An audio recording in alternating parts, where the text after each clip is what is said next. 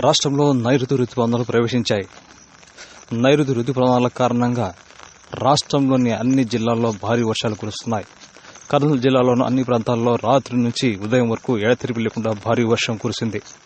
దీంతో పంట పొలాల్లో భారీగా నీరు నిలిచిపోయింది. తొలకలి పలకరించడంతో రైతులు సంతోషం వ్యక్తం చేస్తున్నారు.